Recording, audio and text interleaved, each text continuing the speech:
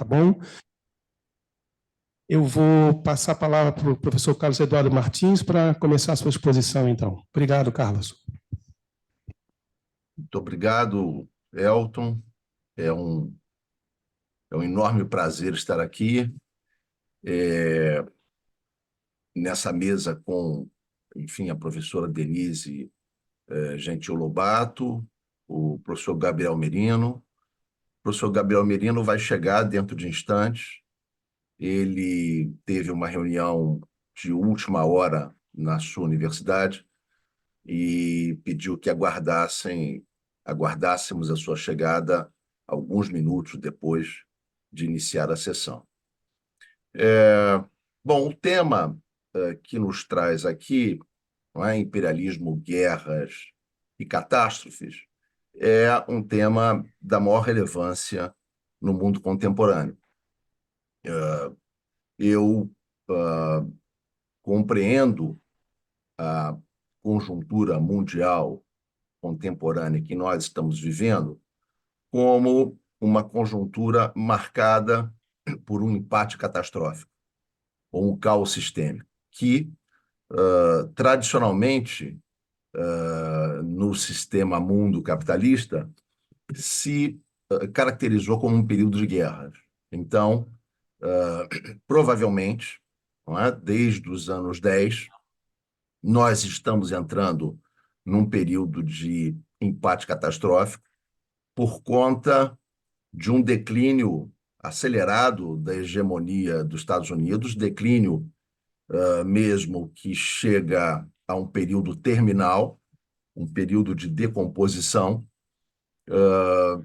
e a especificidade do empate catastrófico e do caos sistêmico contemporâneo, a meu ver, é que se dá num contexto onde não apenas se colocam alternativas dentro do sistema mundial capitalista, mas alternativas que colocam em questão esse próprio sistema.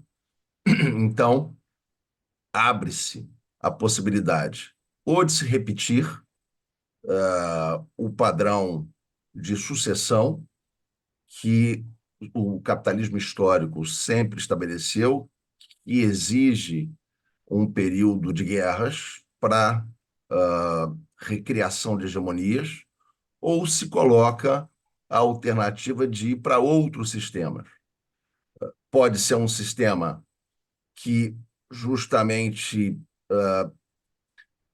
retire do capitalismo aquilo que ele tem de pior, que é exatamente a sua estrutura de violência, que é a sua estrutura de dominação,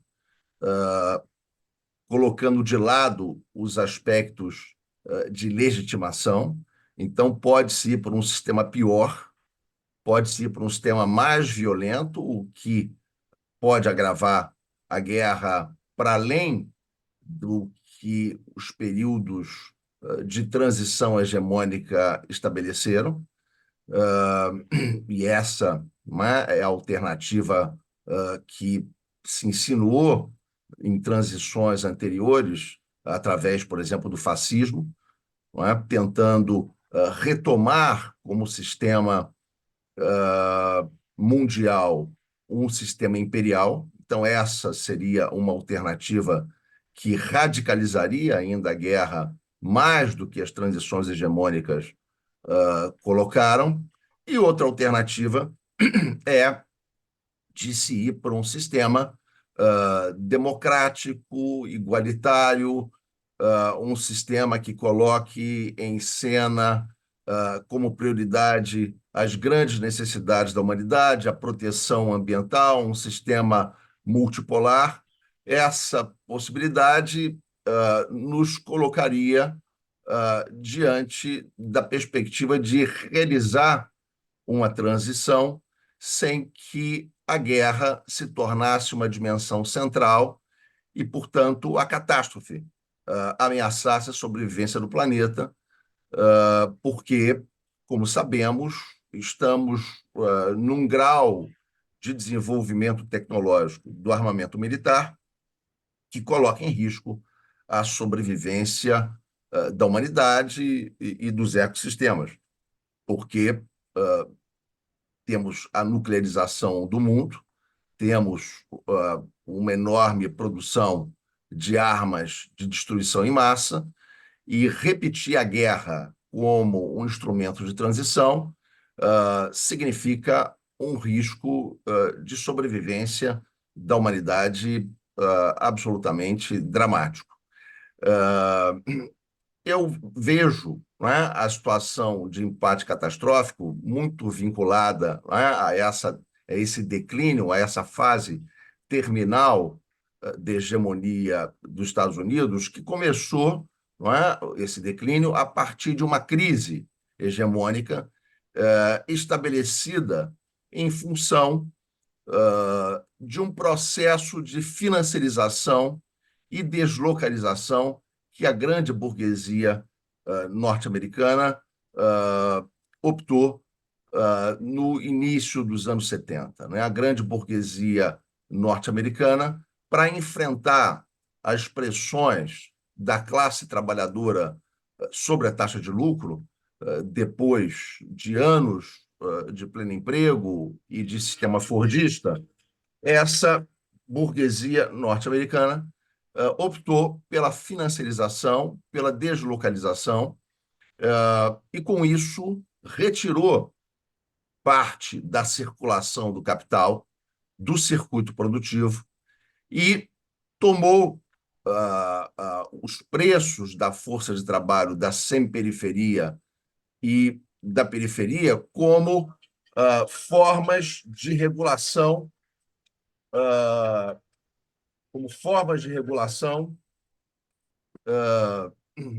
dos preços internos da força de trabalho estadunidense.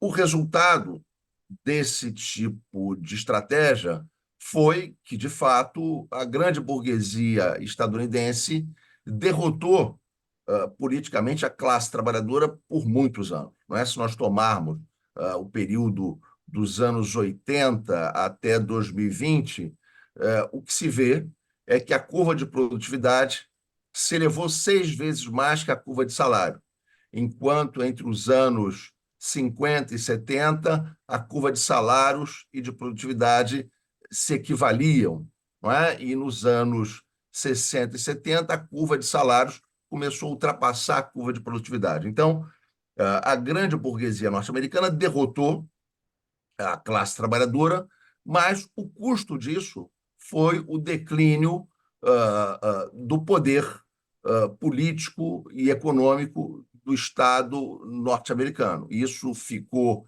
inicialmente encoberto, porque a burguesia norte-americana passou a acumular, em grande parte, através da geração de capital fictício, pela sobrevalorização do dólar, mas mediante um endividamento crescente, mediante uma queda das suas taxas de investimento, mediante, internamente nos Estados Unidos, uma queda das taxas de investimento, mediante um declínio das taxas de crescimento econômico. E a China se tornou o grande rival dos Estados Unidos em termos de produzir um regime de acumulação alternativo, um regime de acumulação que tomou o desenvolvimento tecnológico como um fator central. E, portanto, sobretudo a partir da década de 10, quando a China lança o Made in China 2025, colocando no horizonte de 2030 se lançar na fronteira tecnológica, na média da fronteira tecnológica, e até 2049, comemorando 100 anos da Revolução Chinesa, na vanguarda da fronteira tecnológica, quando a China coloca essa estratégia em cena, os Estados Unidos começam a abandonar o imperialismo informal que dirigiu essa transição do padrão de acumulação nos Estados Unidos e no mundo para o neoliberalismo. Os Estados Unidos começam a colocar esse imperialismo informal em questão e transitarem para o imperialismo tout-court, com o objetivo, sobretudo, de conter esse eixo geopolítico emergente que tem na China um pilar fundamental, mas que se desdobra, sobretudo, para a Eurásia, se desdobra para uma articulação com a economia russa, criando um vínculo entre o país de maior população do mundo, o segundo país de maior população, porque a Índia ultrapassou a China recentemente, e o país de maior extensão territorial do mundo. Sobretudo, os Estados Unidos temiam e temem, não é, que haja, a partir dessa dinâmica econômica na China, uma articulação entre China e Europa, onde a Rússia possa servir como um corredor logístico de articulação entre esses espaços, criando, então, esse espaço geoeconômico eurasiano. Esse é o grande medo dos teóricos geopolíticos anglo-saxões, sobretudo de Mackinder e, sobretudo, de Spykman. Não é? Spykman via na articulação entre China, Alemanha e Rússia a criação de um Rhineland que poderia deslocar, marginalizar o poder ultramarino do que ele chamava ilhas costeiras ou ilhas periféricas sobre o mundo. Então, o pensamento anglo-saxão sempre viu nessa criação possível de um espaço geoeconômico e geopolítico na Eurásia uma grande ameaça para o seu poder global. E é isso que, então, a política norte-americana, a política externa norte-americana se dedica a fazer. Se dedica a cercar a China para impedir essa transição tecnológica rumo à vanguarda da tecnologia mundial. Os Estados Unidos queriam uma China que fosse apenas um complemento ao seu poder tecnológico ultramarino, queria apenas uma China que entrasse em cadeias de valor de baixo nível agregado, mas quando a China coloca, né, esse desafio de ir para a ponta tecnológica, essa possibilidade de ascensão pacífica da China no sistema mundial começa, então, a ser fortemente questionada. E a Rússia também passa a ser cercada, porque a Rússia se torna um corredor logístico entre China e Europa, não é? Um corredor logístico que se evidencia com projetos que são lançados, como o projeto da nova Rota da Seda, onde a Rússia pode de fato, passava a fornecer alimentos, petróleo, gás e armas, não é? Para a Europa e para esse espaço euroasiático. Os Estados Unidos, então, se dedica a um processo de desestabilização dessa articulação, cercando a Rússia, e o grande objetivo dos Estados Unidos era efetivamente fragmentar a Rússia, criar uma revolução colorida interna e fragmentar a Rússia em três dimensões: uma Rússia propriamente dita, um espaço siberiano e um espaço do extremo leste. Para isso, não é? Se criam revoluções coloridas em espaços sob influência russa, e o golpe na Ucrânia é aí um momento absolutamente crucial. As sanções que os Estados Unidos começou a estabelecer contra a Rússia por conta da criação dos gasodutos Nord Stream 1 e Nord Stream 2 não foram suficientes para impedir a articulação da economia europeia com a economia russa, né? Inclusive, essas sanções foram dirigidas contra empresas europeias, mas o processo de articulação geoeconômica seguia. Foi necessário realizar um conjunto de ameaças e provocações para que a guerra se estabelecesse de forma crônica ali, para desarticular essa conexão. A guerra na Ucrânia, portanto, é uma guerra que estabelece um novo padrão de guerras, diferente da que se estabeleceu durante a Guerra Fria. Se trata de uma guerra na Ucrânia que envolve, em lados contrapostos, potências nucleares, embora os países da OTAN, não é, e os Estados Unidos, não é, como principal país da OTAN, não estejam enviando tropas, mas enviam armas, enviam ajuda financeira e treinam as tropas ucranianas. E essa guerra ela tem que se tornar crônica exatamente para impedir que se retome a articulação geoeconômica que se estabelecia no período pacífico, uma vez que os Estados Unidos têm pouco a oferecer economicamente para a Europa e para o mundo, não é? Uma vez que, a partir da sua estratégia de financiarização, substituiu a ideologia da modernização pela ideologia da austeridade como um elemento central da sua política externa. O grande problema é que a guerra na Ucrânia revela também que essa transição do imperialismo informal para o imperialismo tout-court, ela é ineficiente. Os Estados Unidos não conseguem derrotar a Rússia.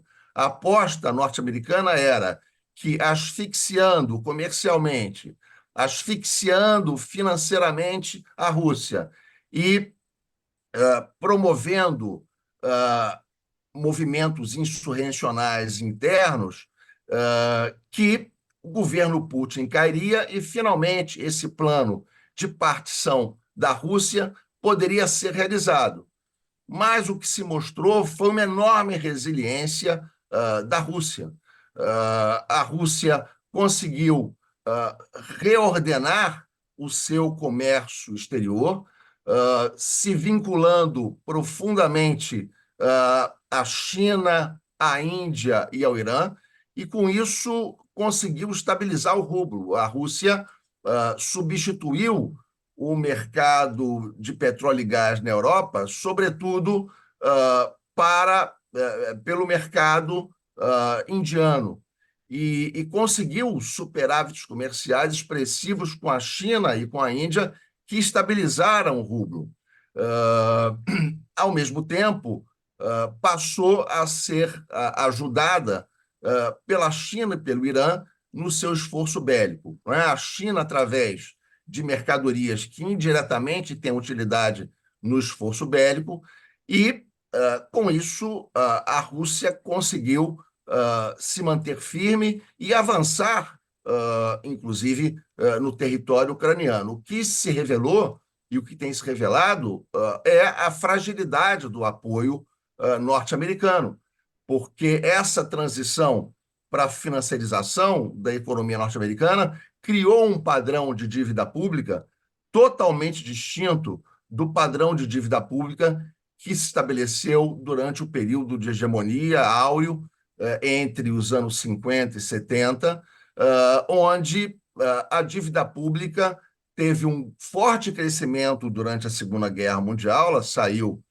de 50% do PIB para 120% do PIB, mas depois ela cai sistematicamente, porque foi uma dívida pública voltada, sobretudo, para objetivos produtivos. Era a fase da centralidade produtiva da hegemonia norte-americana. E o contrário se estabelece a partir dos anos 80. Uma dívida crescente que reduz o crescimento econômico e a taxa de investimento e coloca pressões sobre o orçamento fiscal norte-americano extraordinárias, onerando o contribuinte. Então, parte das forças políticas norte-americanas começam a ver nesse esforço de guerra na Ucrânia, que não chega a um resultado final e que aparentemente não tem limites, veem esse esforço como algo cada vez mais insustentável. O problema também é que a política externa norte-americana chega a um impasse. Não é? Por um lado, há essa matriz liberal que divide o mundo entre autocracias e democracias e vê nas supostas autocracias a ameaça de guerra, e dentro dessa pretensão universalista, que, sobretudo, estabeleceu a partir da ilusão de unipolaridade, não é? Vê não é? Nessa pretensão universalista uma missão para erradicar autocracias no mundo. Não é? Então, essa é uma matriz de política externa norte-americana, não é? Que está sendo aplicada com muitas contradições e cada vez mais evidentes. Não é? Se há essa matriz, há uma outra também que busca colocar no centro da análise elementos realistas que busca retirar os Estados Unidos do confronto na Ucrânia. O John Mearsheimer é o grande representante dessa visão, e escolher, não é, para os Estados Unidos o inimigo principal, uma vez que há um reconhecimento do declínio e uma vez que, por conta desse reconhecimento do declínio, se coloca que os Estados Unidos não pode abrir várias frentes como o universalismo liberal imaginava. Não é? Os Estados Unidos têm que escolher o seu inimigo principal, o inimigo principal seria a China, e mais, os Estados Unidos têm que incorporar a Rússia numa aliança contra a China. Essa é a posição do Mearsheimer, mas é uma posição também muito difícil de se aplicar. De alguma maneira, o Trump talvez flerte nessa direção, mas é muito difícil de se aplicar porque uma integração da Rússia com a Europa tenderia, estruturalmente, no médio e longo prazo, a colocar em questão a aliança transatlântica, porque um dos fatores que garante a subordinação da Europa aos Estados Unidos é a assimetria militar em favor dos Estados Unidos. Integrar a Rússia numa aliança com a Europa significa integrar uma força rival dos Estados Unidos, militarmente, com o mesmo nível de poder, e o próprio rearmamento da OTAN através do esforço europeu abre também espaços para uma política mais autônoma da Europa a médio e longo prazo, o que coloca, portanto, no horizonte a irracionalidade da Europa se lançar contra um espaço geoeconômico eurasiano. Então, esse impasse e essa dificuldade do imperialismo turco em impor padrões de dominação se torna evidente no mundo e abre um espaço de convite para forças insurrecionais se manifestarem. A meu ver, é o que acontece no Oriente Médio através da ação do Hamas. Não é? Essa observação da ineficiência do imperialismo turco sugere, estimula que as forças insurrecionais atuem. E também, no Oriente Médio, se vê a enorme dificuldade do imperialismo e do subimperialismo turco resolverem seus impasses. Não é? Essa tentativa de impor uma política da grande Israel, essa tentativa de impor à população palestina o extermínio através da guerra ou de um plano Hanya, essa tentativa só está aumentando o nível de insegurança na região e tornando cada vez mais difícil que Israel realize a sua aspiração de criar no Oriente Médio uma zona ampla de colonização e de exploração dos recursos petrolíferos no Mar de Gaza. Essa reação violenta de Israel tem levado a um decrescimento econômico fortíssimo da economia israelense, tem levado a uma crise política nos Estados Unidos e Israel e a uma crise política na aliança entre Estados Unidos e Israel. Tivemos agora, pela primeira vez, a aprovação no Conselho de Segurança de uma medida que vai contra os interesses do subimperialismo israelense por conta da abstenção dos Estados Unidos, o que é um fato extremamente novo na relação com Israel. Isso tem a ver com a crise política que vai se estabelecendo, porque há uma parcela significativa de eleitores do Partido Democrata que não dão suporte à política de Biden de apoiar, não é, o subimperialismo israelense como estava apoiando. Então, Professor Carlos, 5 minutos, tá? perfeito. Então, o que se vê no mundo é uma enorme dificuldade do imperialismo turco conseguir estabelecer a ordem, ele não consegue estabelecer.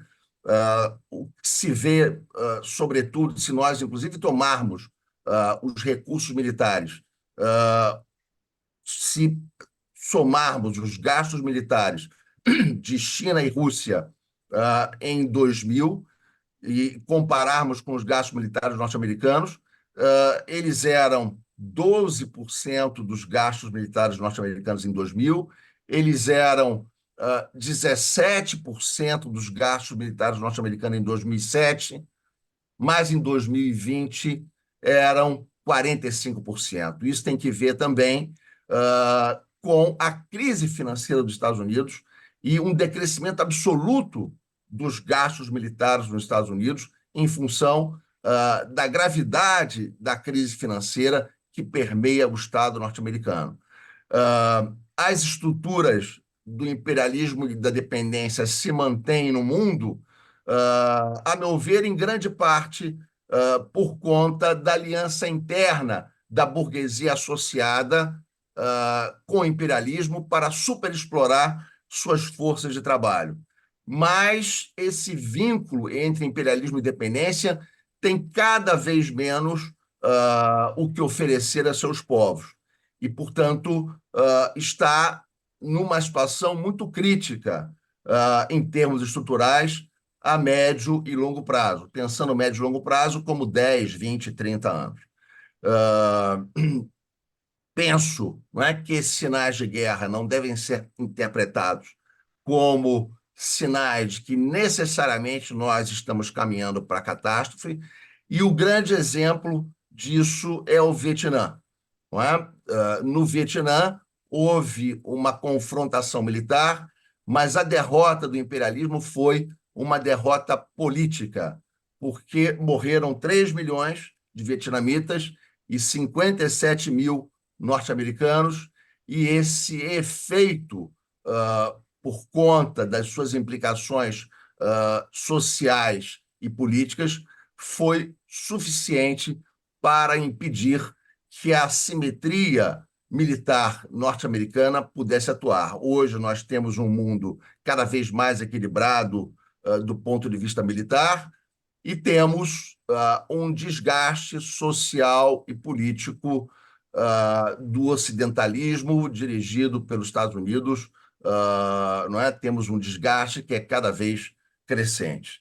Então, eu fico por aqui e passo, enfim, a palavra para a Denise e para a gente seguir aqui com a sequência da mesa. Muito obrigado.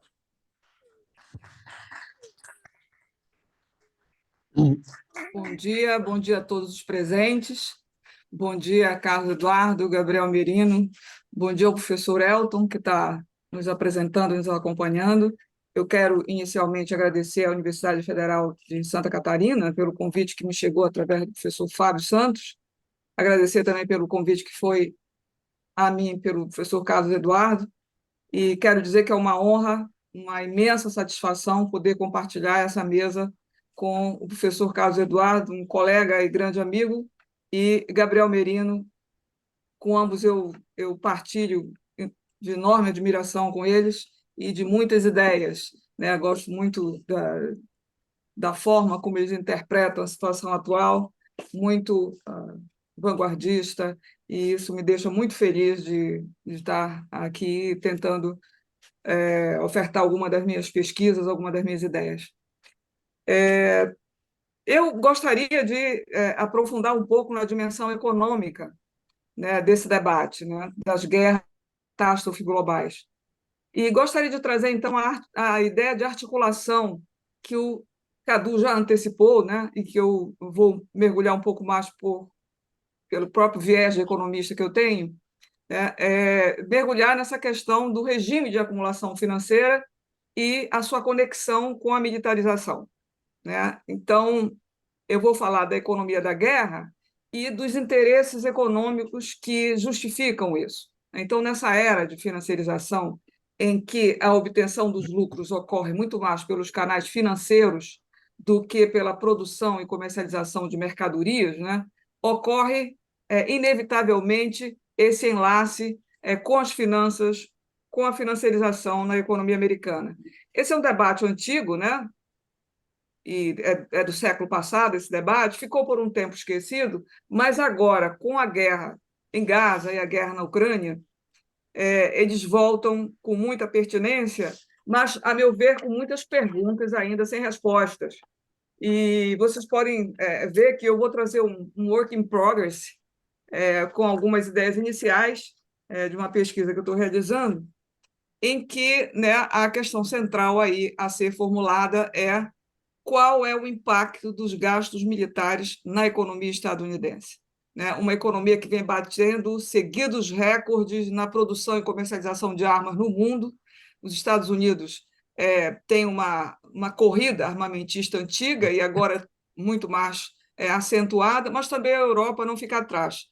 Então, a pergunta é: como esse mercado de armas se conecta com a financiarização e isso reforça, busca estabelecer uma hegemonia que, como o Cadu mostrou, está em declínio.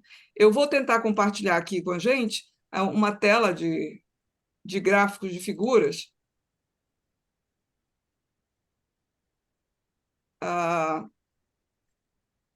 Se for possível, a permissão, ok? Eu não sei se estão me vendo. O compartilhamento, não.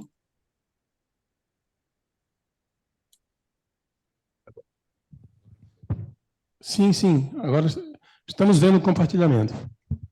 Ok, obrigada. Então, qual é aqui, né, a meta, né? É procurar, como eu falei anteriormente, as conexões entre financiarização e militarização.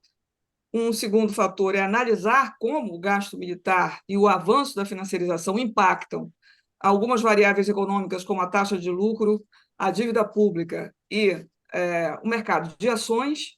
E terceiro, apontar quais são os principais interesses econômicos que estão comandando a guerra, né? Então, de fato, né, a economia dos Estados Unidos, pelo crescimento da máquina de guerra, né, ela está sempre provocando um movimento massivo de poder, como muito bem frisou o professor Carlos Eduardo. Mas ao mesmo tempo, um movimento de acumulação financeira. A RIG, em 1994, ele já tinha feito essa conexão entre financiarização e militarização que estaria acontecendo na economia estadunidense desde o final da Segunda Guerra Mundial. Então, falando um pouco de financiarização, esse termo foi introduzido em 1987 por Magdoff e Sweezy, e eles, nesse livro Stagnation and Financial Explosion, eles falavam que o capitalismo é uma máquina, né, dominada pelas finanças. Alguns autores dizem que é um regime de acumulação liderado pelas finanças, né? Mas o fato é que existe um ambiente macroeconômico e estrutural em que as alternativas de liquidez são muito mais rentáveis e de muito menor risco do que o investimento produtivo. Então, os recursos disponíveis para investimento eles passam a ser alocados preferencialmente em ativos financeiros. E aqui eu vou procurar mostrar, né, e essa é a ideia central da minha exposição, é de que, desde sempre, né, a gente sabe, pela abordagem marxista, desde Baran e Suíze também, que o capitalismo tende à estagnação. E que, para absorver o excedente, há dois caminhos. De um lado, é o gasto improdutivo, principalmente o gasto bélico. E, de outro, os capitalistas migram para investimentos improdutivos no setor financeiro, ou seja, eles mudam para operações com capital fictício.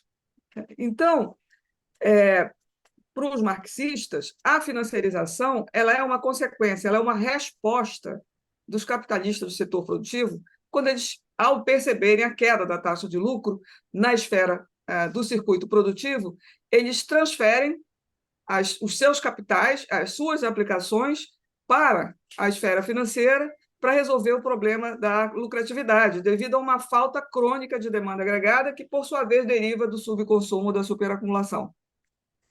É um pouco diferente da visão keynesiana, que acha que a financiarização ela é a causa e não a consequência, né? É porque os capitalistas migram para a esfera da circulação financeira que a economia entra num processo de estagnação. Mas, levando às últimas consequências essa visão do lado marxista, né, essa relação dialética entre financiarização e gasto vai se dar da seguinte forma: o gasto bélico ele vai ser a grande alternativa pelo lado do gasto improdutivo. Por quê? Porque ele tem um efeito de transbordamento, né, o spillover effect, que ele vai, né, provocar uma demanda muito grande pelos componentes dos demais setores, ele vai criar empregos indiretos, ele vai ter uma enorme geração de P&D, né?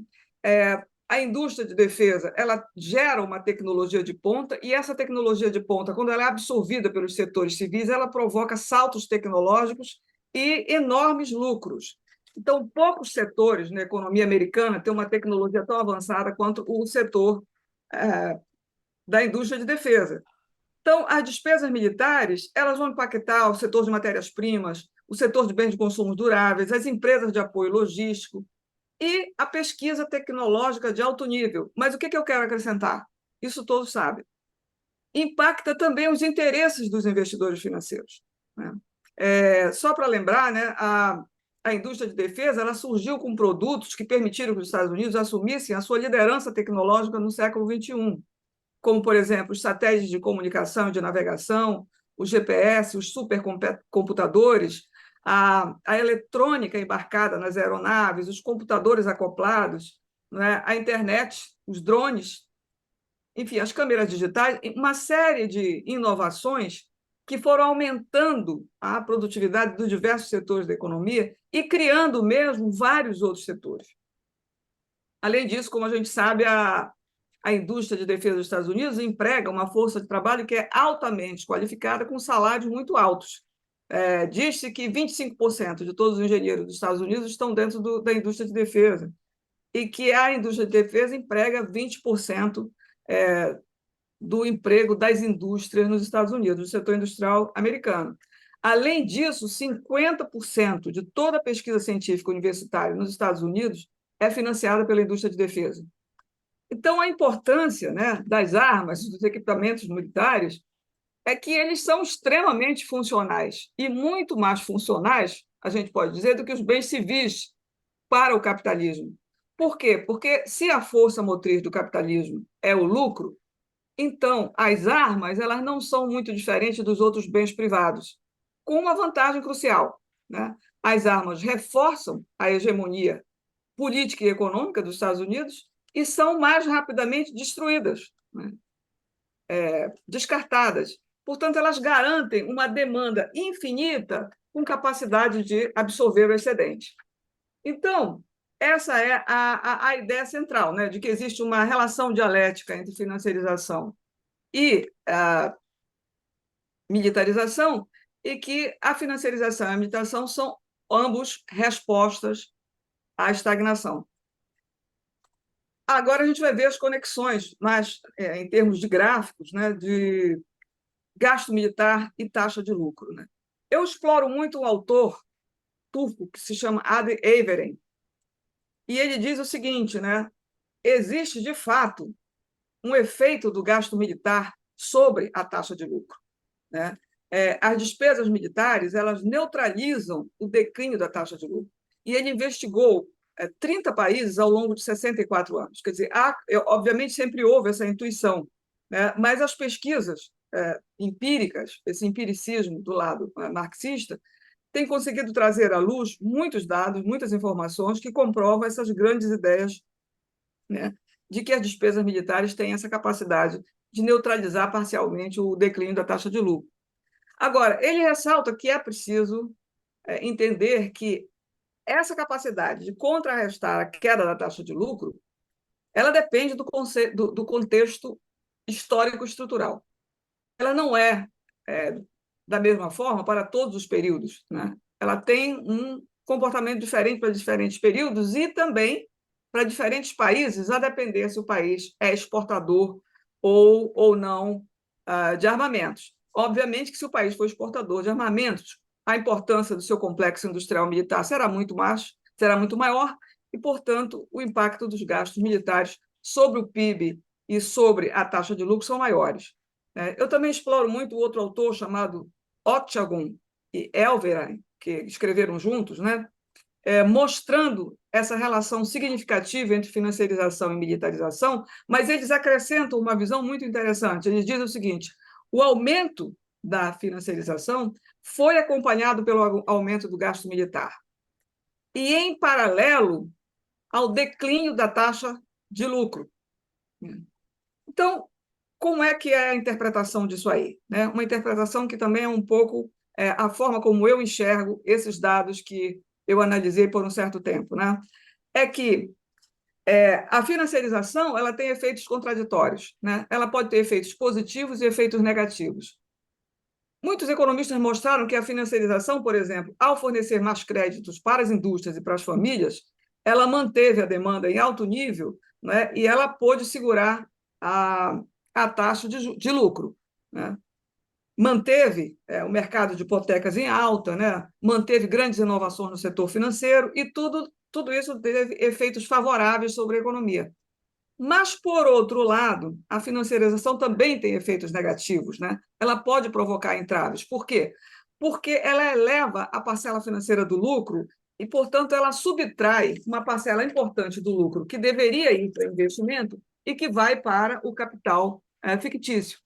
Então, essa queda do lucro operacional faz com que, tendencialmente, a taxa de lucro seja mais baixa, né? Bom, então, o fato é que, né, a pressão para a queda da taxa de lucro exercida pela financiarização, ao reduzir o lucro operacional ou o lucro não financeiro, ela é parcialmente neutralizada pelo gasto militar. E, de fato, esses três autores, Duni, Ansari e Everen, desculpa a minha pronúncia, eu realmente não... O turco não é a minha especialização, mas eu agradeço, inclusive, muito a inspiração de todos esses autores que estão sendo mencionados aí. Eles mostram que a pressão para a queda da taxa de lucro exercida pela financiarização foi neutralizada no caso americano a partir dos anos 2000. Eles mostram que a taxa de juros nos Estados Unidos está muito positivamente associada à taxa de lucro geral, mas principalmente à taxa de lucro financeiro, né? É claro, depois eu vou mostrar que é o lucro financeiro, porque o gasto militar é financiado, sobretudo, por dívida pública. Então, essa dinâmica econômica é que parece influenciar o avanço do militarismo na economia americana. A perspectiva econômica é essa, né? Os orçamentos de defesa são excessivos, são gigantescos, e eles precisam se contrapor à queda da taxa de lucro produzida pela financiarização. Mas o que acontece? A financiarização ela afeta o complexo industrial militar também. né? Ela afeta por quê? Porque as indústrias de defesa dos Estados Unidos também passaram a se mover pela lógica da financiarização. A gente sabe, por exemplo, que o complexo industrial militar da China é do Estado, é público, da Rússia também, mas nos Estados Unidos o complexo industrial militar é totalmente privado. Então, a indústria de defesa americana ela se move pela lógica da financiarização, sobretudo pela lógica do shareholder value, ou seja, os lucros estão preferencialmente dedicados para a distribuição de dividendos e para os ganhos de capital dos acionistas, em detrimento dos investimentos. E isso compromete a oferta de armas e munições, compromete a capacidade tecnológica da indústria, né? A capacidade de inovação dessa indústria fica comprometida, o que pode estar resultando nessa perda de competição da indústria americana para a indústria russa e chinesa. Isso está ficando muito claro na guerra na Ucrânia, né? Então, mas, sobretudo, essa lógica financeira dentro do setor de defesa, ela empoderou uma elite americana parasitária, cujos objetivos são meramente especulativos e não de defesa. Então, enquanto a Rússia e a China têm um complexo industrial militar voltado para a defesa, os Estados Unidos têm um complexo industrial militar voltado para a especulação financeira, certo? Sem deixar de mencionar, claro, que a militarização é necessária para impor uma agenda neoliberal e de aprofundamento da financiarização na sua periferia, principalmente na América Latina, porque, claro, a financiarização e a neoliberalização causam efeitos sociais degradantes, são impopulares, né? E, portanto, essa economia de guerra ela é útil para reprimir as resistências e as revoltas na periferia. Qualquer movimento de discordância está sempre sendo ameaçado. Então, para concluir essa parte, isso torna o sistema capitalista extremamente racional, porque ele, através da financiarização e do gasto militar inútil, né, eles vão minando todos os esforços produtivos da economia americana, como já bem mencionou o Cadu, e vão gerando catástrofes sociais, catástrofes bélicas mesmo pelo mundo. Então, o capitalismo ele possui uma história em que ele extrai energia e mazelas, né? Ele tem uma vitalidade, mórbida, porque ele extrai energia das próprias mazelas que ele cria, certo? Então, aqui eu vou mostrar para vocês o dado da queda da taxa de lucro nos Estados Unidos por um longo período aí, né? Por muitas décadas, né? Então dá para ver, usa aí os dados criados por Wozner e por Bazou, essa é a fonte, né? E eles vão mostrar que há de fato uma queda da taxa de lucro acentuada, mas a partir dos anos 2000 uma leve recuperação vai começando, né? Inicia-se uma tendência de subida, ainda que suave, com quedas específicas ali em 2008, na crise financeira de 2008 nos Estados Unidos, e depois uma queda em 2020 com a crise da Covid, da pandemia de Covid. Então, é elevada a possibilidade de que essa última fatia aí dessa curva, que mostra os anos de 2021, 22 e 23, essa percepção de um arranque da taxa de lucro esteja muito ligada com a guerra na Ucrânia, a guerra em Gaza, e que ela venha produzindo, portanto, efeitos positivos para amortizar ou amenizar a queda da taxa de lucro. Aqui está o comportamento da margem de lucro nos Estados Unidos, margem diferente de taxa, né? Quando a gente fala da margem, a gente fala do valor de produção unitário, a diferença entre preço e custo da produção unitária, diferente da taxa. A taxa de rentabilidade do capital total, né? Mostrando que as grandes empresas americanas, que a gente chama principalmente aquelas do setor de tecnologia, dos meios de comunicação social e as empresas de energia, elas estão tendo uma margem de lucro excepcionalmente elevada, né, desde 2016 aí. Mas, na verdade, isso é muito específico desse nicho de empresas, das grandes empresas americanas. porque as demais empresas, pelo menos 50% das demais empresas americanas, elas não têm essa lucratividade que é mostrada para essas grandes empresas. Tá? Agora a gente vai dar uma olhada na relação entre gasto militar e lucro financeiro, análise gráfica do gasto militar e do lucro financeiro. E aqui existe um gráfico muito interessante do Oxagon e Everen, em que eles mostram, né, que o gasto militar está positivamente relacionado com o lucro financeiro e com o lucro não financeiro, certo? Então, essa coisa de que o gasto militar eleva a taxa geral de lucro, né, que neutraliza a sua queda, porém, muito mais do que ele, é o efeito do lucro financeiro aí gerado pelo gasto militar. Então, os gastos militares aí, eu encontrei aqui modestamente os mesmos resultados que os dois encontraram para a economia americana, né? Os gastos militares em 2022 foram de 811 bilhões de dólares, usando a base de dados do CIPRE, e a gente vê aqui do lado, né, o lucro da indústria financeira e da indústria não financeira. Então, mostrando que o lucro da indústria financeira e não financeira cresce bastante. Aqui é o lucro global, não é a taxa, certo? Mostrando que o lucro da indústria não financeira apresenta uma tendência de crescimento acentuado nesse período de 1929 a 2022, mas que esse lucro aumenta significativamente após a neoliberalização e a financiarização, ou seja, após os anos 80. O aumento do lucro acompanhou o aumento dos gastos militares, e por isso eu plotei esses dois gráficos lado a lado.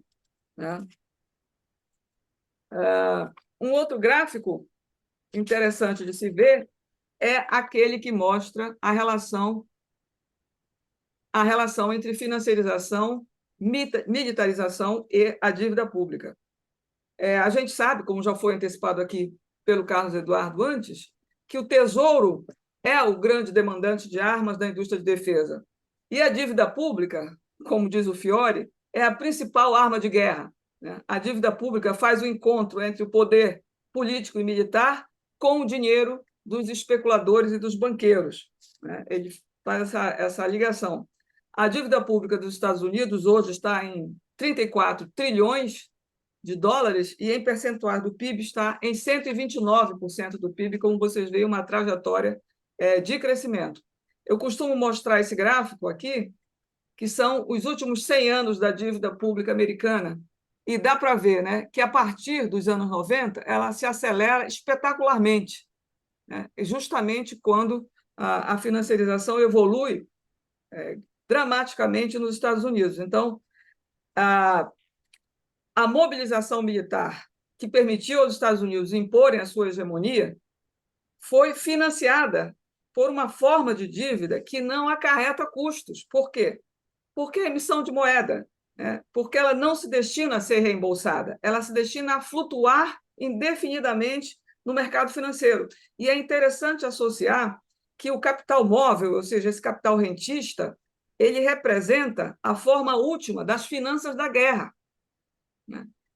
E por isso o livre mercado de capitais foi tão importante nos anos 90. Impor a liberdade para os capitais, a desregularização financeira, a abertura do mercado financeiro, foi, na verdade, uma resposta às exigências das finanças da Guerra Fria. E, por outro lado, contribuiu para a perpetuação dessa condição de beligerância constante por parte dos Estados Unidos. É preciso que o mercado financeiro atenda a essa busca. Então, essa dívida, grande parte dela é comprada pelo Federal Reserve, é um grande comprador dos títulos emitidos pelo Tesouro Americano, que é a mesma coisa que dizer que é a emissão de moeda. O outro segundo comprador, depois do Fed, são os bancos comerciais, e o terceiro grande comprador aí é o resto do mundo. O resto do mundo.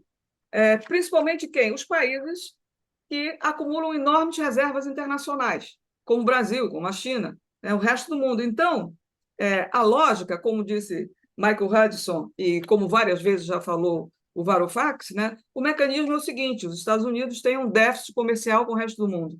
Quando eles vendem suas mercadorias, eles vendem em dólar, né? Os capitalistas do resto do mundo, e claro, emitem dólares para comprar. Os capitalistas do resto do mundo, eles têm esses dólares na mão e não têm como gastar dentro dos seus próprios países. Então, o que eles fazem? Eles vão para o Wall Street. E em Wall Street, eles compram ações e compram títulos da dívida pública. É o que podem fazer com esses dólares que vão permitir com que eles valorizem esse capital que vem do comércio de commodities, sobretudo.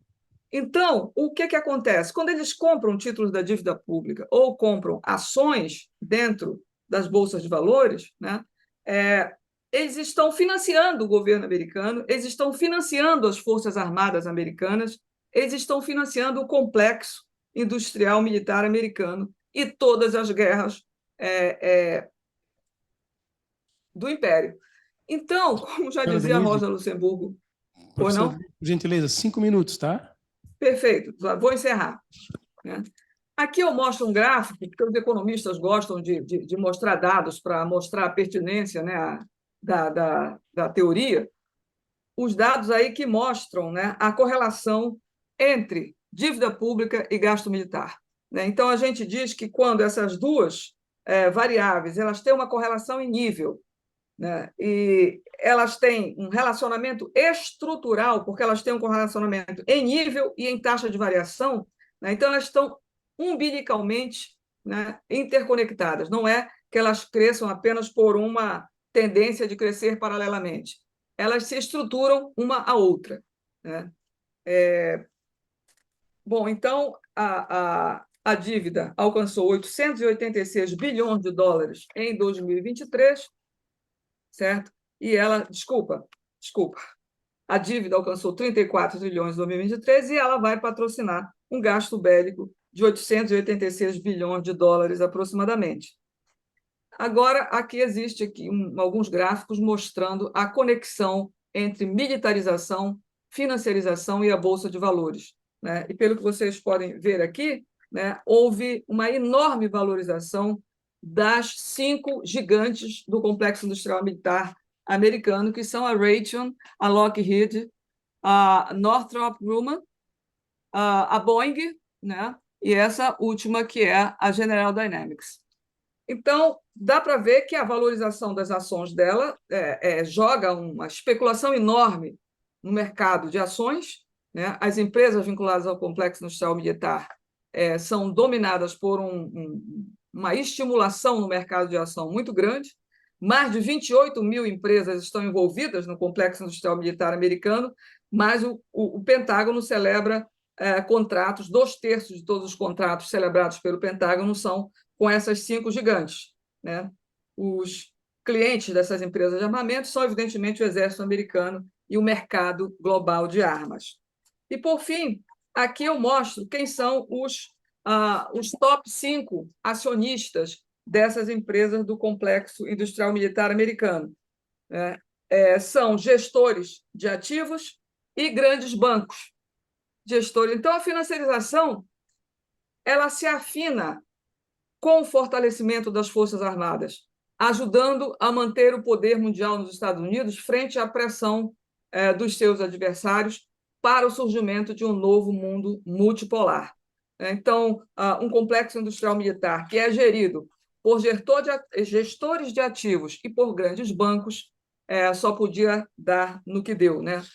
Uma perda de competitividade desse complexo industrial militar para a Rússia, uma perda nas inovações, né? Uma incapacidade de ofertar aquilo que o Império deseja para fazer uma guerra em 3 frentes, né? E, portanto, a perda, como diz o Cadu, em acelerada decomposição da sua hegemonia. Então, eu queria finalizar dizendo o seguinte, que eu sei que mostrar números, né, mostrar os números das finanças e a forma como financiarização, militarização, bolsa de valores, dívida pública se interconectam, não é suficiente para mostrar o horror das catástrofes sociais e da catástrofe bélica que a humanidade está enfrentando no mundo de hoje. Então, mais que os números, é preciso olhar para as imagens é preciso olhar para os relatos da guerra, né, para nos provocar a náusea, para nos provocar a repulsa, a rejeição, e talvez essa rejeição se torne uma consciência do horror, e esse horror venha a criar resistência para a superação do capitalismo e das suas tragédias. Eu agradeço pela paciência dos que me escutaram.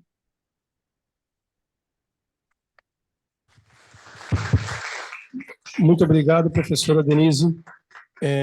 Vou passar a palavra imediatamente ao professor Gabriel Merino, da Universidade de La Plata. Professor Gabriel, o tempo para cada expositor é até 30 minutos, ok? Bom, muito obrigado. Prazer ficar aqui com vocês. Vou tentar falar em portunhol. Espero que seja compreendido por vocês. Bom, muito obrigado pela invitação, pelo convite. Muito obrigado, caro amigo Carlos Eduardo Martins. Também muito obrigado, Denise, por sua magnífica apresentação. Muito boa. Pido desculpas também por estar aqui, por entrar um pouco tarde. Eu tinha alguns compromissos na minha universidade. Mas, bom, aqui estou. Eu vou fazer uma apresentação sobre ah, a multipolaridade, as forças multipolarismo e o que eu chamo a guerra mundial híbrida, né? Ou uma guerra mundial híbrida fragmentada. Para isso, eu vou fazer uma apresentação com em inglês, tá? A apresentação, as pessoas pediram para mim que eu faça isso mesmo. Eu falo, não, que nós temos que observar 5 momentos geopolíticos chaves. O primeiro, 1997, 99, 2001, o começo, não, uma reação geopolítica contra o ordem unipolar, não? O ordem neoliberal, a globalização financeira neoliberal, especialmente em alguns territórios da periferia e da semiperiferia, ou grandes semiperiferias de dimensão continental.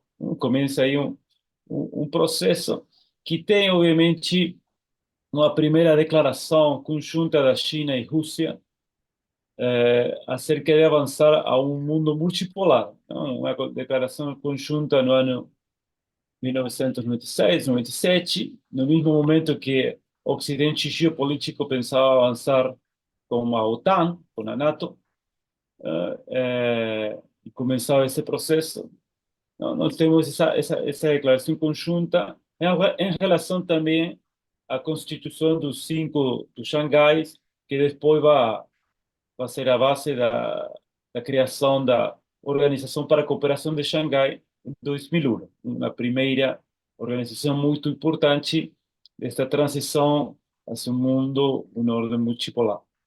Então, esse é o primeiro momento, que também tem que ver com o processo na América Latina de giro para a esquerda ou para o progressismo ou emergência dos movimentos nacionais populares. É um processo mundial de reação de diferentes classes sociais, frações de classe, setores de poder, setores sociais, econômicos e políticos que tentam, com mais ou menor grado de ótimos resultados ou mais ou menores graus de avanços, uma reação contra esse mundo unipolar. Depois nós temos outro momento geopolítico chave, que é a grande crise econômica mundial de 2008, 2009, que é importante em várias questões, não? Primeiro, porque acelera o processo da financiarização como resposta à crise do capitalismo neoliberal. Depois, porque você tem, a partir daí, uma dualidade na economia mundial entre uma estagnação do norte global, com uma Europa ocidental e um Japão completamente estancados,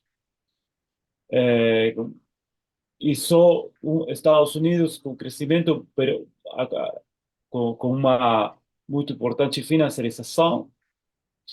E, do outro lado, uma hiperexpansão da economia chinesa, também da Índia e da Ásia. Uma dualidade econômica mundial, estagnação do norte global e financiarização, e, de outro lado, a expansão, a hiperexpansão da economia real da China, da Índia e outros países. Pensemos que entre 2008 e 2020, a China triplicou os salários urbanos.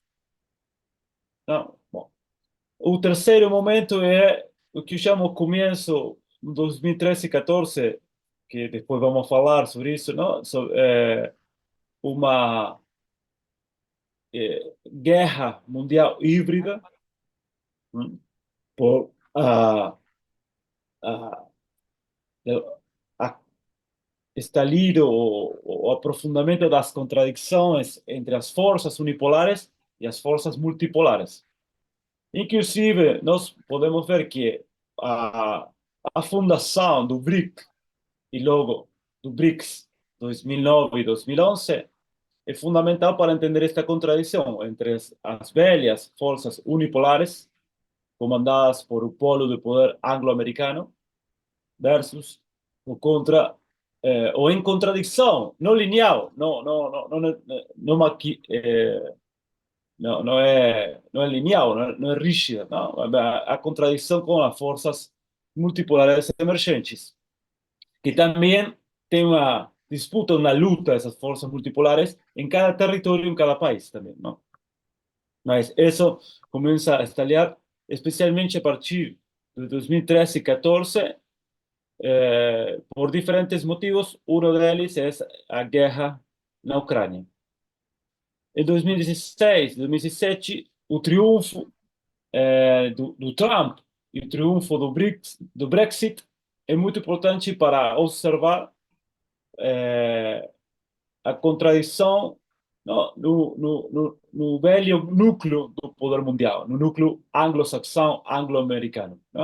Essa contradição, essa ruptura, essa quebra do núcleo do poder mundial é fundamental para entender a tua transição. E depois a pandemia, que acelera as principais tendências desta transição. E entre essas tendências, eu acho que a partir da pandemia, e especialmente a partir de 2020, nós entramos já, de fato, não, a instância do que aqui fala do caos sistêmico, não? Outros falam da guerra de 30 anos, outros falam da transição hegemônica, mas, bom, essa etapa do caos sistêmico, do desordem mundial, e a guerra mundial híbrida é parte disso. Quais são essas tendências fundamentais? Bom, rapidamente podemos falar o ascenso da Ásia e ascenso da China em particular e outras potências emergentes na Ásia ou Eurásia, e o declínio relativo do Ocidente geopolítico, especialmente dos Estados Unidos. Não?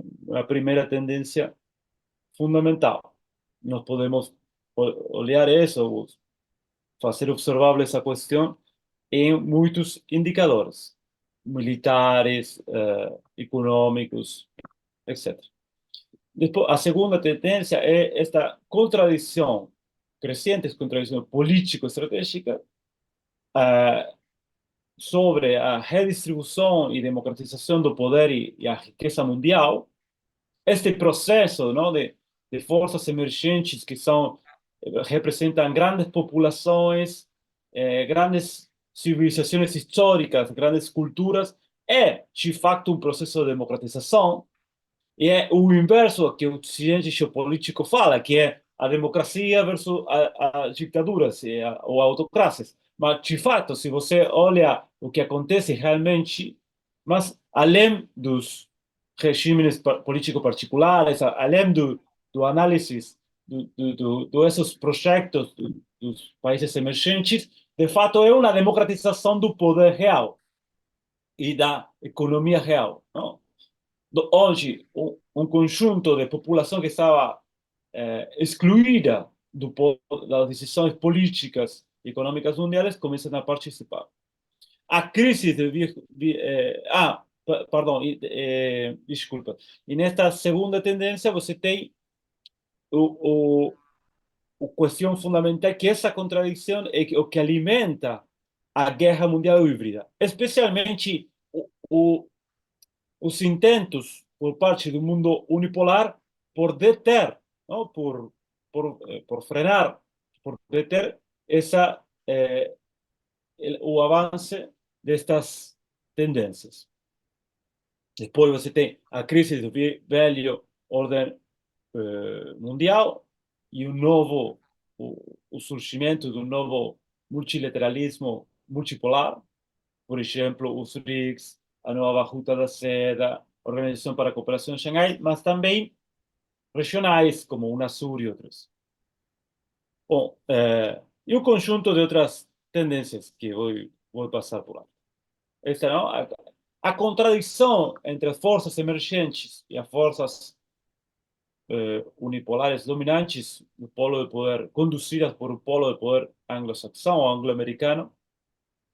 Essa contradição é também entre o velho centro histórico que monopoliza ou monopolizava a tecnologia, as finanças, a moeda, a questão da defesa e o poder militar, as plataformas de informação e comunicação, a cultura dominante, as ideias dominantes, bom, e as forças emergentes, as semiperiferias e periferias que discutem isso.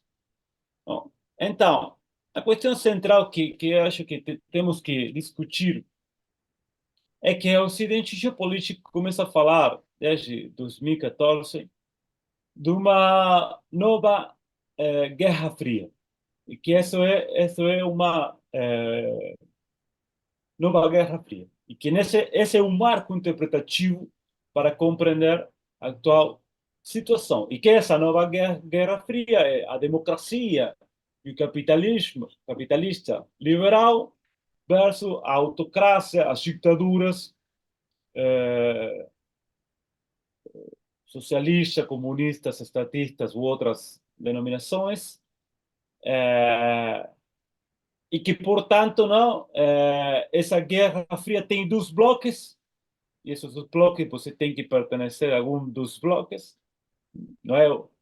É a nova bipolaridade e as mesmas antinomes da Guerra Fria. E que a China é o papel da Rússia ou da União Soviética, é a tese, não? A nova União Soviética é a China. Com diferentes interpretações, estas são uma das teses principais. Eu acho que essa é uma trampa ideológica, não? Falar da nova Guerra Fria. Primeiro porque nós estamos em outro mundo. É um mundo que tem muitas diferenças com o mundo da Guerra Fria. Vou señalar só duas diferenças. Nós estamos num mundo que tem um sistema transnacional de produção, comercialização, não? Da indústria, e que nesse sistema transnacional muito interdependente, que acelerou o processo da interdependência, que é o fenômeno da globalização, não? Que tem antecedentes históricos no sistema mundo moderno, mas acelerou esse processo e houve cambios qualitativos nesse processo, nesse sistema transnacional. Nesse mundo é muito interdependente. E isso troca a dinâmica das lutas estratégicas. Mas, por outro lado, a China é muito diferente o papel da China que a Rússia. Hoje, China está completamente integrada no sistema internacional porque é a fábrica do mundo, é a manufatura do mundo. O PIB industrial da China é o PIB industrial dos Estados Unidos, Alemanha e Japão juntos. Então, é completamente diferente. Por outro lado, a China está discutindo a vanguarda da tecnologia mundial, a principal, sobretudo que o mainstream fala da quarta revolução industrial ou a nova revolução técnico-produtiva. China está discutindo isso. A dinâmica, por outro lado, não é bipolar, é multipolar. E o conflito político-estratégico nesse mundo muito conectado, com a China cumprindo um papel muito diferente e de características multipolares, também é distinta.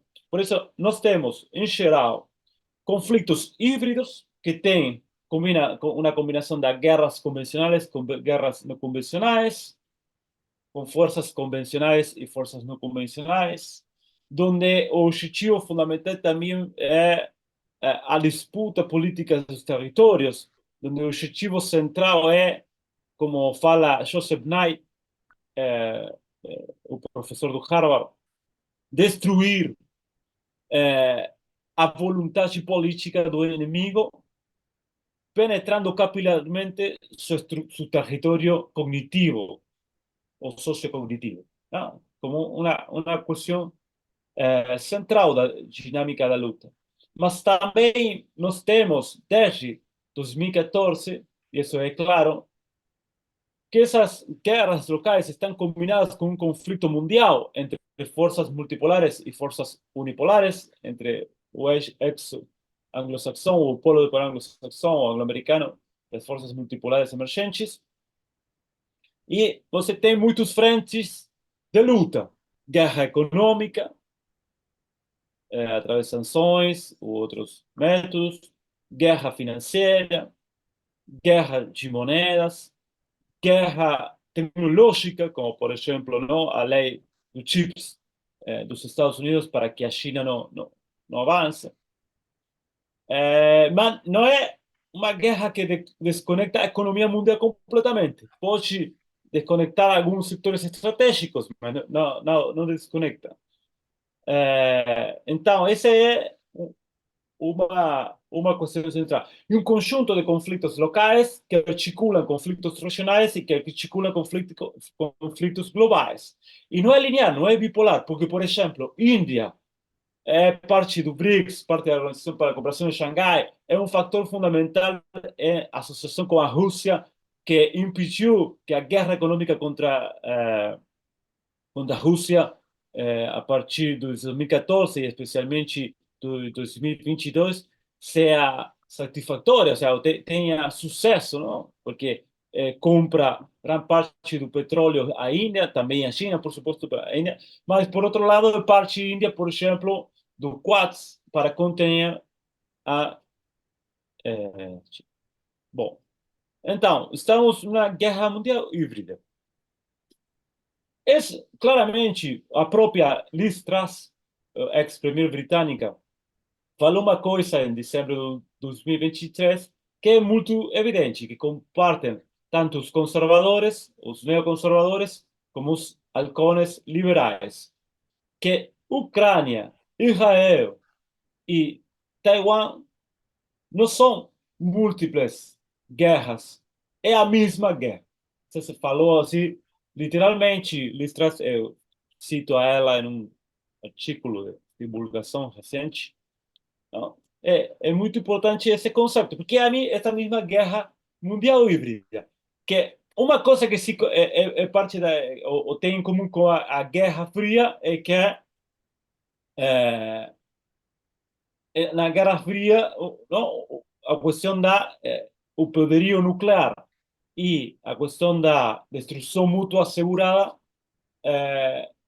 não limitava o conflito convencional entre as potências. Isso é comum, mas a dinâmica é muito diferente. Além disso, a União Soviética não tinha capacidade para disputar a hegemonia dos Estados Unidos e a tríada do poder, dos dois grandes protetorados americanos, não? Com o Japão, Alemanha e França, de um lado e do outro da Eurásia. E tinha a fortaleza econômica. Hoje, o mundo é completamente diferente.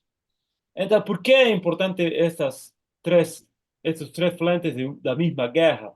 Bom, o fundamental um, para, é fundamental ter a Ucrânia baixo a órbita geopolítica do Ocidente, não? Para debilitar estruturalmente a Rússia e remover, não? O desplazar a esta potência euroasiática de los primeros jugadores geoestratégicos y geopolíticos mundiales. Eso es una cuestión estratégica fundamental. É uma Listras falou sobre é um imperativo estratégico.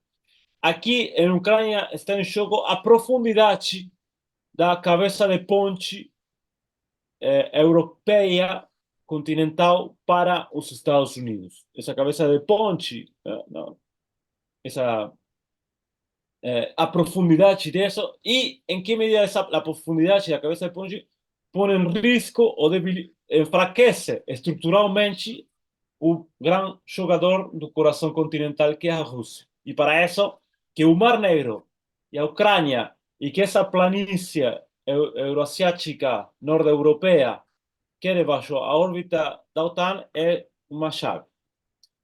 No caso do Israel, é fundamental, não? Manter lá uma posição de avançada é o que o Ocidente geopolítico chama Oriente Médio. Não? Há uma discussão lá entre os globalistas e os americanistas, lá, nesse sentido, entre liberais e neoconservadores. Se é um grande Israel e a prioridade é a guerra contra Irã e outros inimigos, que é a posição dos neoconservadores, e se esse território é prioritário para a supremacia americana mundial, ou não. Os globalistas que falam sobre o equilíbrio de poder e manter Israel como posição de avançada, mas mantendo a posição dos dois Estados. E outro terceiro ponto é que Taiwan, não, é fundamental preservar Taiwan com todo custo sobre a influência geopolítica e estratégica do Ocidente, para manter a cadena, eu acho que fala em português, não sei, cadena Chain of Iceland, não? A military position surrounding and containing China. Sim, ao redor da China, não? Para impedir que a China se converta em uma grande potência naval. Esta é a questão, não? Você tem uma geoestratégia anglo-americana na Eurásia que é o Indo-Pacific NATO, que também iba acompanhada com o Trans-Pacific Partnership, mas isso tirou abaixo o nacionalismo do Trump e as frações de capital retrasada nos Estados Unidos, que estão detrás do Trump. Controlar a outra periferia da Eurásia, que é a Europa, e avançar com um tratado também de comércio e inversão, mas também com a expansão da NATO, incluindo a Ucrânia lá, também a Geórgia e outros, e tem Israel. No caso de Israel, está em discussão um tema fundamental, que é o Shutter Belt, um cinturão de quebra, que é para a geopolítica anglo-saxã. Esse é um mapa do Cohen, que é o que é o Médio Oriente, não? Médio Oriente. Então, nesse cinturão de quebra, onde lutam diferentes linhas de influência, é chave para essa construção geopolítica ter esse cinturão esse posicionamento da avançada e disputar nesse cinturão de quebra. E aqui o que eu falava sobre as não?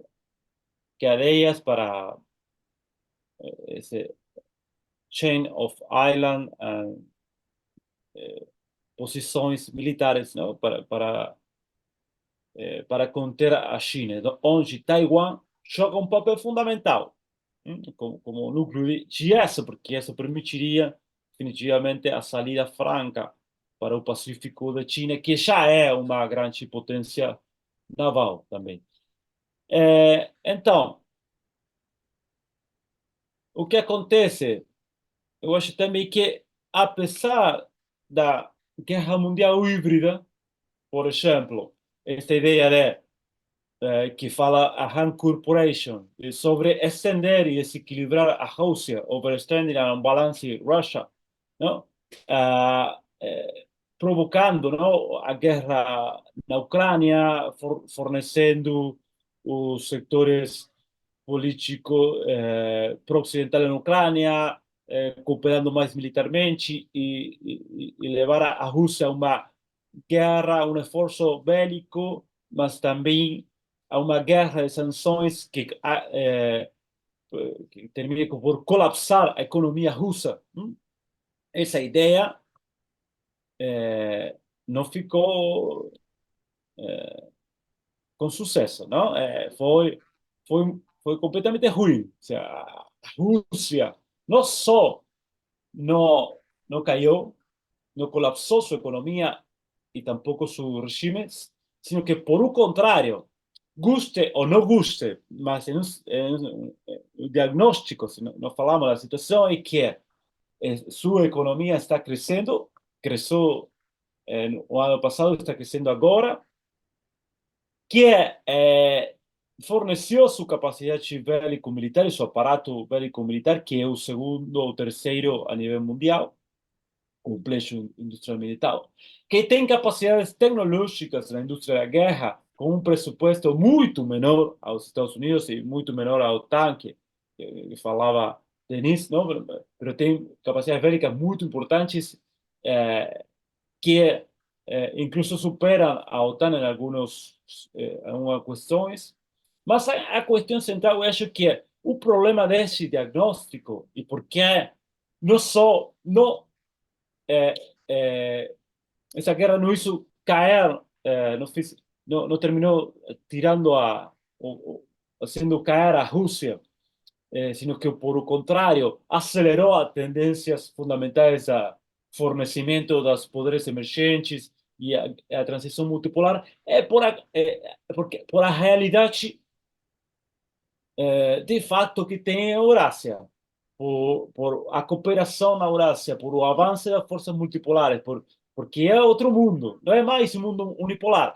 Esses diagnósticos e essas concepções estratégicas funcionariam no mundo unipolar, mas não tem mais essa situação. O mesmo acontece em Israel, que falou alguma coisa Carlos Solado Marches, não? A primeira ponência. Ou seja, a guerra planificada por Israel frente ao ataque, ou como resposta ao ataque terrorista do Hamas, não tem os resultados que ele buscava. E no terreno geopolítico mundial, político mundial, começa a ter muitos custos de legitimidade política. Se você olha os BRICS, todos os BRICS que agora expandidos, não? É o BRICS Plus, está em contra da política de genocídio de Israel e condenando, não, a própria apresentação da Sudáfrica, os próprios pronunciamentos do Brasil, mas também, por supuesto, do mundo árabe, está nesse sentido. Ou, por exemplo, a proposta da China de que Palestina consiga um assento, uma cadeira na ONU. Bom, então, Professor Gabriel, se puder começar a concluir, tá? Uns 3 minutos, tá bom? bom, é o último. Então, a questão, uma reflexão fundamental que quero levar para vocês. Huntington falava que o Ocidente conquistou o mundo não por sua superioridade nas ideias, valores, sua religião. Sim, por a superioridade de sua violência organizada, sua capacidade imperial, colonial, sobretudo a partir do século XVIII e XIX, com a colonização da Índia e a colonização informal da China. Ele falava também, Huntington, que os ocidentais a menudo olvidam esto, os não ocidentais não. Eu não tenho minhas diferenças com Huntington, mas eu acho que este sincericídio tem certeza, não? Só tem que combinar por sua violência organizada, mas também por a capacidade do capitalismo para organizar a produção e a expansão das forças produtivas em combinação com as forças imperiais, podemos agregar. Mas a questão atual, neste mundo em guerra híbrida mundial, impulsada, insisto, sobretudo para tentar deter as forças multipolares, é que não tem resultados ótimos. Ou seja, o Ocidente não está podendo ganhar as guerras, impor a superioridade ou ter a superioridade a violência organizada, ou com a violência organizada poder impor condições. Então, e isso é um elemento chave nessa transição. Obviamente, não é perigoso, não? Estamos numa escalada muito importante nessa guerra mundial híbrida, que tem cada vez mais situações perigosas e escaladas que podem ser muito ruins para muitas populações. Não, mas se você olha Afeganistão, Iraque, a guerra econômica contra Irã, a guerra na Ucrânia e Rússia, em Síria, a situação em China em distintos setores, Xinjiang, Hong Kong, etc. E mesmo no Taiwan e Asia-Pacífico, não tem capacidade de impor suas condições. Então, esse é um elemento geopolítico clave, eu acho chave, para entender a atual ruptura da hegemonia anglo-americana e a atual transição do sistema mundial. Bom, muito obrigado.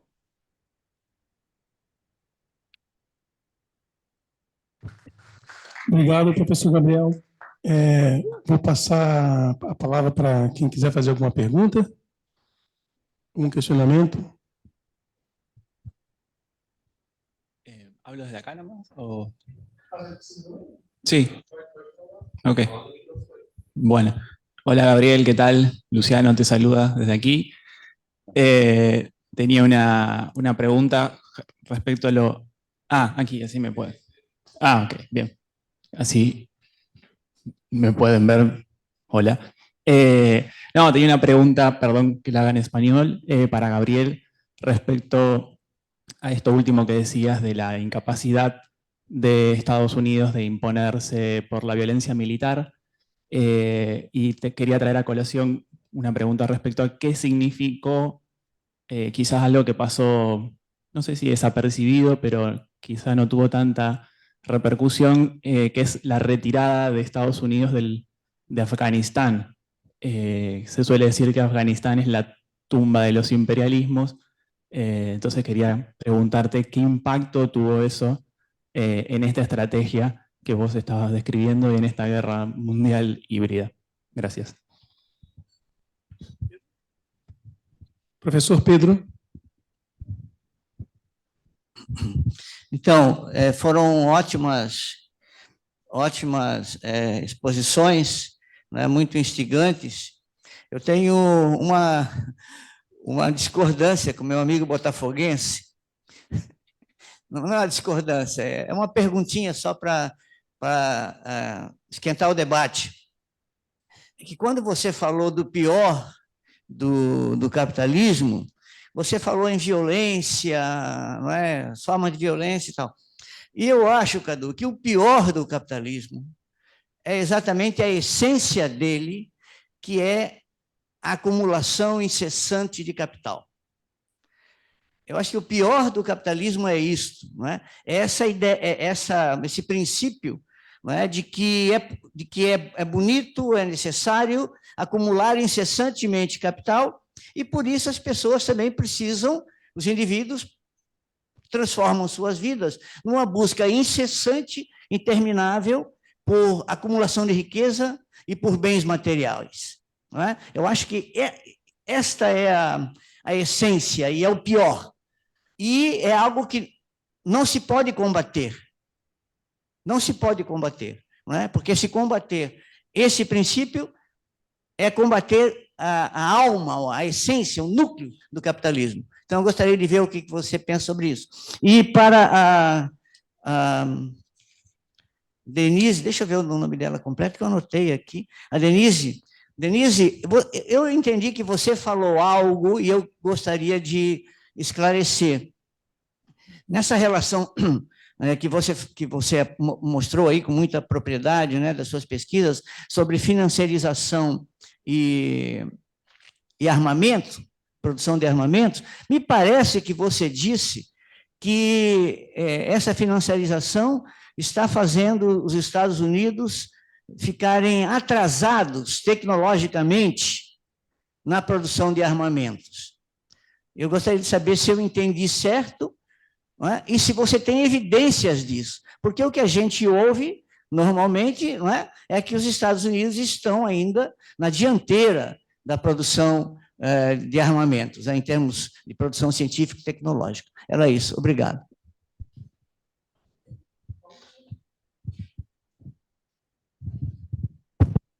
Sabe? Então, vou chamar o Gustavo Gato, que é o último, e aí eu já passo a palavra para os colegas, tá? Bom, minha pergunta vai para o Cadu. Em outras palestras que eu já pude ouvir também, eu já me deparei com esse conceito, esse termo que você usa, né? Que é imperialismo tucur. E eu não sei se eu entendo direito, se puder falar um pouco de onde vem ou qual a particularidade dele, eu agradeceria. Obrigado. Então, tá bom. Então, eu vou passar na sequência para o Carlos, Denise e Gabriel, daí a gente também faz o fechamento da sessão dessa manhã, tá? Vou pedir que vocês, pelo tempo que a gente tem, também sejam objetivos. Obrigado. Olha, essa expressão imperialismo tucur, ela foi cunhada pelo Giovanni Arrighi no Geometria do Imperialismo. É ali que está o termo imperialismo tucur, e ele se referia especificamente à vinculação do poder econômico à violência militar, não é? Contrapondo, por exemplo, ao imperialismo informal, não é? Onde as relações se davam prioritariamente e predominantemente pela via econômica. Então, o imperialismo tucur significa uma subordinação da estratégia econômica à estratégia político-militar para exercício de poder mundial. E é isso que eu estou procurando resgatar nesse trabalho do Arrighi, não é? Ele pontua isso de maneira muito corrida no texto, mas está ali, e é um conceito que ganha importância hoje, justamente porque o Estado está abandonando o imperialismo informal e tentando submeter as tendências competitivas da economia mundial à violência política e militar do seu Estado. Então, a gente vê uma economia política de sanções se desenvolvendo a partir dos anos 10, e a guerra. A guerra se desenvolvendo, e o Gabriel Merino tem toda a razão em dizer que não são várias guerras, é uma guerra só que vai se estabelecendo em diversos espaços geopolíticos do mundo, mas estão profundamente articuladas e cada vez mais bifurcadas. Não é? São forças opostas que vão se manifestando nesses vários espaços, como também, antes da Segunda Guerra Mundial, a Guerra Civil na Espanha foi já uma antecipação de um confronto bifurcado que tomou toda a sua expressão entre 39 e 45, mas já foi, digamos assim, uma antecipação desse processo. Eu estou de acordo com o Pedro. Eu acho que o pior do capitalismo é a acumulação ilimitada, incessante, é a objetificação da vida dos seres humanos, mas, retomando o Karl Polanyi, a sociedade criou defesas contra isso, e o capital teve que aceitar, porque é muito difícil levar essa lógica ao seu extremo sem ancorá-la numa violência sem limites, não é? Para impor esse nível de objetificação e de ameaça à vida que o capital quer estabelecer. Então, as regulações sociais limitaram essa acumulação incessante. O período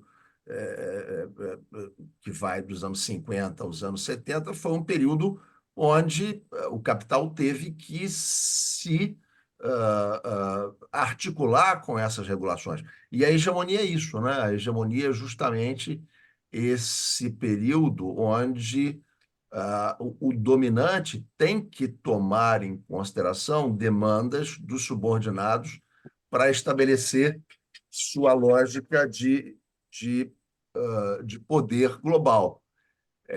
O pior é exatamente quando se tenta estabelecer uma lógica de poder global que já não toma mais em consideração as demandas do subordinado, né? É isso que eu tentei mostrar ali, ou sinalizar, quando mencionei a tentativa de recomposição do sistema de poder pela via do império, não é?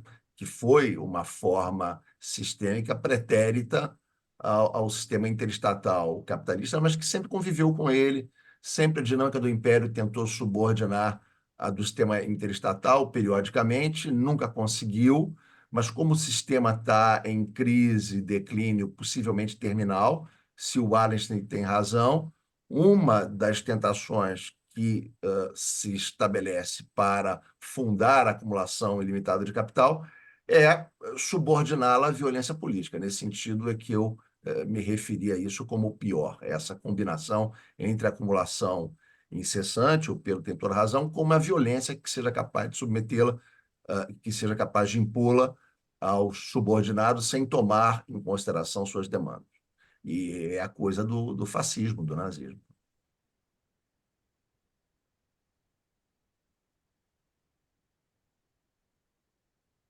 Obrigado, professor Carlos. Denise, pode continuar? Depois o Gabriel, tá? Pois não, professor Pedro, obrigada pela pergunta. De fato, né, a indústria, como eu entendo, né, o complexo industrial militar americano, ele tem um problema que para enfrentar com os seus adversários, né, porque a China e a Rússia e a Índia, a indústria deles de defesa ela é estatal. Então, se é estatal, está voltada para a defesa. O complexo industrial americano ele é especulativo, né? Os seus acionistas, os seus shareholders, eles são fundos especulativos e grandes bancos. Então, enquanto para os países dos BRICS a importância da defesa é proteção, garantir a segurança nacional, para o caso americano é gerar lucro e lucro com liquidez, né? Então, é um mercado que coloca uma especulação gigantesca dentro da Bolsa e que, portanto, tem um objetivo imediato, que é o objetivo de distribuir dividendos para os acionistas e dar a eles ganhos de capital, né? Ora, isso enfraquece a indústria, porque grande parcela do lucro dessas indústrias, ao invés de a um reinvestimento, ele vai se destinar à distribuição de dividendos. E o que acontece? Menos tecnologia, menos inovação. Então, os Estados Unidos, eles se mostram, né, principalmente a indústria naval americana, tem alguns estudos feitos que mostram o atraso da indústria naval americana, a incapacidade dela produzir navios na mesma quantidade, por exemplo, que produz a China. A A capacidade de produzir artilharia da Rússia, por exemplo, é 3 vezes maior que a capacidade de produzir artilharia dos Estados Unidos. É tipo 3 milhões por ano, enquanto os Estados Unidos 1,2 milhão. Então, os Estados Unidos têm uma incapacidade de fazer recrutamentos, né? O último recrutamento que eles fizeram, eles só atingiram 60% da meta de recrutamento. Eles não conseguem produzir nem na escala necessária e agora eles estão com uma reserva super baixa por causa do grande abastecimento que eles tiveram que dar para a Ucrânia e para a Gaza. Então, recuperar essa capacidade de reserva que eles tinham antes, eles têm reserva, obviamente, mas está baixa, e para recuperar vai levar anos. Analistas falam de 6 a 7 anos. Então, o que é interessante ver é que a Rússia avançou muito em determinados campos tecnológicos e passou à frente dos Estados Unidos, por exemplo, na produção de míssil balístico hipersônico, que é o caso do Kinzhal, né? A Rússia também tem o Sarmat, que se chama Satan II, né? O Satan II que tem uma capacidade de levar 6.000 ogivas nucleares.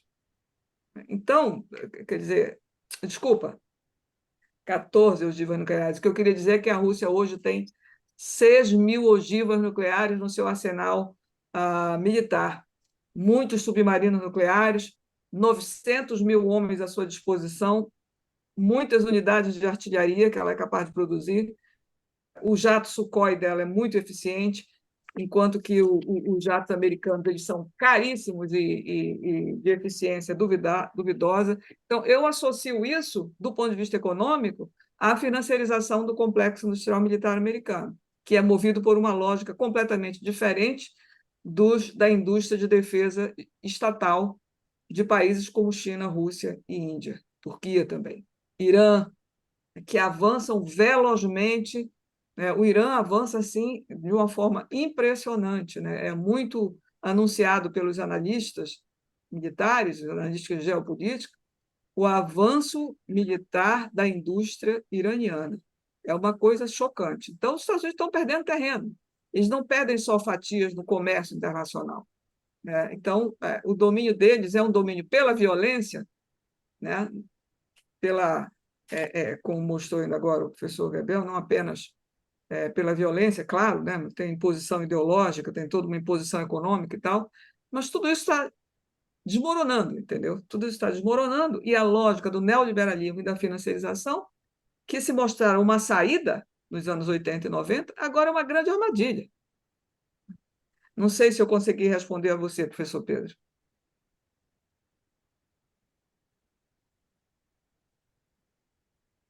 Bom, muito bom. E, no caso, a pergunta do Luciano, bom, muito obrigado por a pergunta sobre a questão da Afeganistão. Eu acho que a retirada e as condições da retirada dos Estados Unidos da Afeganistão é uma, é uma mostra do declínio que se acelerou com a pandemia, não? Por várias razões. Eu acho que nós primeiro temos que entender que a guerra no Afeganistão, a intervenção, a invasão do Afeganistão no ano 2001, por a coalição liderada por Estados Unidos, coalição que tinha sim a participação dos países europeus, uma OTAN expandida, não? Também com Austrália e outros aliados. Essa intervenção, essa invasão se dá 3 meses depois que China e Rússia, em conjunto com Cazaquistão, Kirguistão, Tajiquistão e Uzbequistão, señalassem, fundaram a Organização para a Cooperação de Xangai. Essa Organização para a Cooperação de Xangai foi muito importante porque esses países de Ásia Central,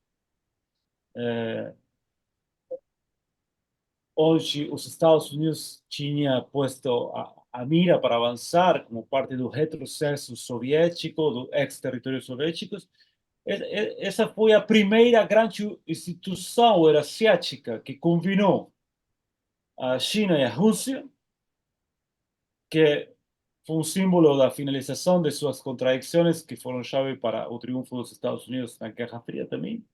Mas também que mostrou a cooperação em torno ao Ásia Central, o que também permitiu que não se expandissem as forças centrífugas e as forças desestabilizadoras no Ásia Central.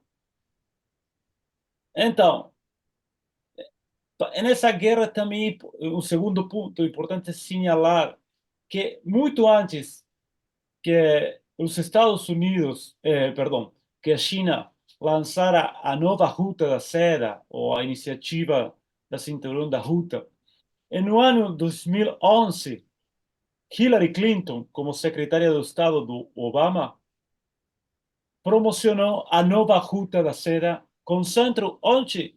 Em Afeganistão. Ou seja, a ideia era que esse território ocupado no centro, no coração eurasiático, no Harlan, não? No coração eurasiático, que é chave porque está na fronteira entre a China, Paquistão, Tajiquistão, e também aí tem um corredor, não? Que é o famoso corredor do Wahan, ou Waham, depende a pronunciação. Bom, esse território clave, que de aí tem que expandir os Estados Unidos uma nova Ruta da Seda. O primeiro que falou sobre isso foi os Estados Unidos.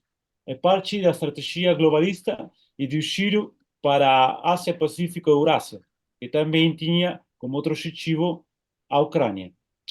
E menos, ou dedicar menos atenção para o Iraque. Essa era a ideia. 2 anos depois, porque a China lançou a nova Ruta da Seda. Então, se nós olhamos isso e vemos a retirada e o que está acontecendo agora no Afeganistão, com inversões da China no setor da mineria, com a conversação para a incorporação da Franja e a Ruta, com a conversação com a Rússia também, com a contenção dentro da Organização para a Cooperação de Xangai, tudo o que está acontecendo é uma derrota catastrófica para os Estados Unidos, não? Porque você tem a Ruta da Seda de Hillary Clinton, ninguém lembra disso.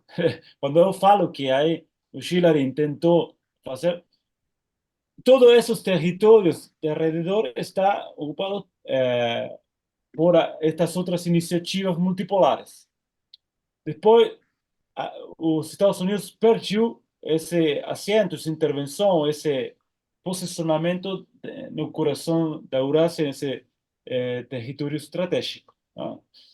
E agora estamos vendo outra dinâmica acontecer.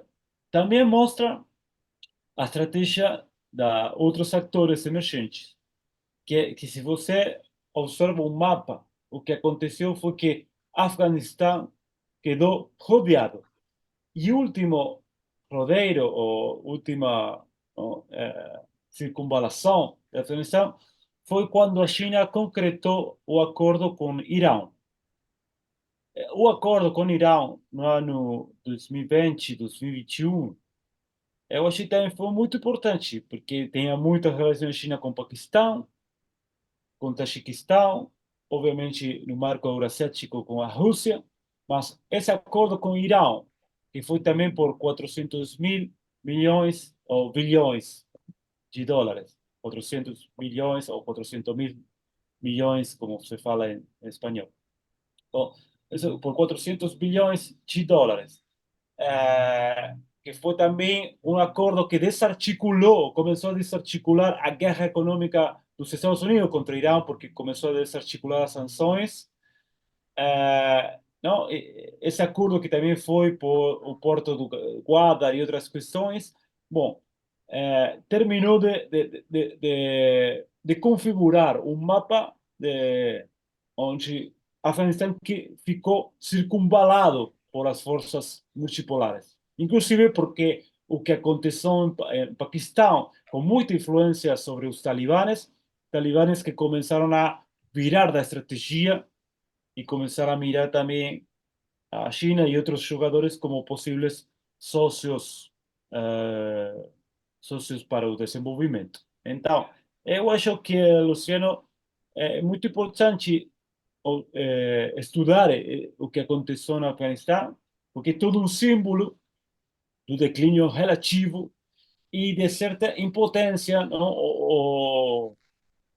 Ou impossibilidade que com a violência organizada e com outras questões também, mas com a guerra, resolver esse declínio relativo ou quer imponer certas condições que terminam ou generam boomerang, não? Uma situação muito diferente a qual era o objetivo. Bom, Ok, obrigado. Agradecer, então, ao Gabriel Merino, Denise Lobato Gentil, e, em particular, ao professor Carlos Eduardo Martins, que foi ele quem organizou essa excelente mesa da manhã. Então, Cadu, Denise e Gabriel, muito obrigado a colaboração de vocês. E, Cadu, obrigado por ter organizado a mesa, tá bom? Vamos fazer a pausa para o almoço e voltamos às 14h. Muito obrigado e bom dia. bom dia, obrigado. Bom dia. Forte abraço, Bom dia, uma pena Denise. não poder Bom estar com dia, vocês aí querido para comer Carlos. umas ostras catarinenses. Tchau, muito obrigada. Gran gusto. Prazer.